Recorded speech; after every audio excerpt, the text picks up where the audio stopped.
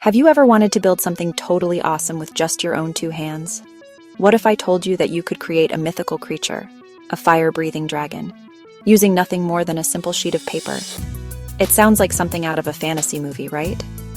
But this is real science, origami, paper engineering. We're about to transform a flat, boring piece of paper into a three-dimensional beast. Wings, a tail, a fearsome head. It's all about precision, following the steps, a little bit of creative magic. Get ready to become a paper engineer and bring your very own dragon to life.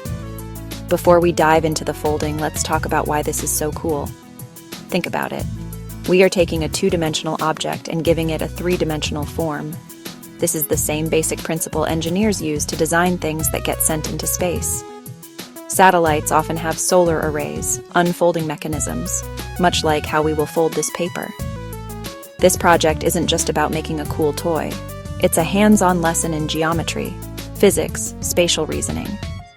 You're literally bending the rules of a flat surface to create something that can stand on its own. It's an epic-level craft project with some serious brain-building power hidden inside. The process we're about to follow is like a secret code. Each fold is a specific instruction that tells the paper how to behave. If you follow the code correctly, the magic happens. But if you miss a step, the spell might not work. Don't worry though, because I'm going to be your guide on this quest. Let's get started on this epic build. First things first, every great engineer needs the right tools and materials for the job. Luckily for this project, you don't need a high-tech lab or any expensive equipment. The most important item on our list is, of course, the paper. I recommend using a square piece of origami paper, maybe about 6 inches by 6 inches. This paper is thin enough to fold easily, but strong enough to hold its shape. You can find it in tons of cool colors, so you can make a fiery red dragon, a forest green one, or even a sparkly glittery one. If you don't have origami paper, regular printer paper cut into a perfect square will also work. Next up on our material list is a flat surface. This might sound obvious, but trust me, it's a critical piece of the puzzle. Trying to fold paper on your lap or on a soft carpet is a recipe for wonky, crooked creases. You need a hard, smooth surface to press down and make your folds super sharp and crisp. Now for some optional, but highly recommended, bonus tools. You can use a bone folder or the back of a spoon, a ruler, a popsicle stick. Also, scissors might be handy, but remember to be careful and get a grown-up's help if you need it. Finally, the most important thing you need to bring to this project is a good attitude. So gather your paper, find your flat surface, and let's get ready to build. Alright, let's begin the official folding quest. Place your square piece of paper on your flat surface, colored side facing up. Fold the paper in half diagonally, bringing one corner to meet the opposite corner. Make a really sharp crease and unfold it completely. Repeat the diagonal fold with the other corner and unfold it. You should now have a big X creased right across the center of your square.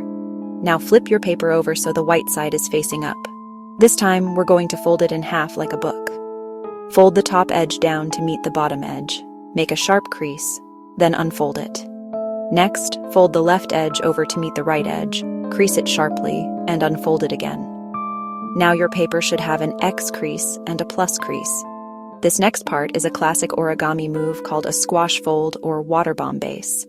Gently push the sides of the square inward along the horizontal crease and the top will collapse down, forming a smaller, layered triangle. Position it so the open-ended corner is pointing towards you. We're now going to form the neck and tail. Take the top layer of the right flap and fold it so the bottom edge lines up with the center crease of the triangle. Do the same thing with the left flap. It should now look like a kite shape on top of a triangle. Flip the whole thing over and repeat the exact same folds on the other side. We're going to perform a move called an inside reverse fold. Take one long point, gently open the folds, push the tip inward to form the neck, then make a tiny reverse fold for the head. Repeat this whole process on the other side to form the tail. We are on the home stretch. Your paper piece still looks like a geometric shape, but now it's starting to look like a creature. Let's give this dragon some wings. 2 triangular flaps on the sides are your wings. They're probably pointing straight down. Fold each wing up and decide how high you want them to be. High fold looks like it's soaring. Low fold looks like it's resting. Add extra creases for a bat-like look, or make small accordion folds along the outer edge for wing texture. Curl the tail by running it along a ruler or with your finger. Make a tiny fold at the tip of the snout so the mouth looks slightly open, ready to roar. Pro tip for beginners: don't worry about perfection. Your first dragon might not match the pictures exactly. That's 100% okay. The goal is to have fun and learn. Maybe one wing is bigger or the head is crooked. That's character. The most important part, you made it yourself, start to finish. That's a huge accomplishment. And there you have it, a magnificent paper dragon.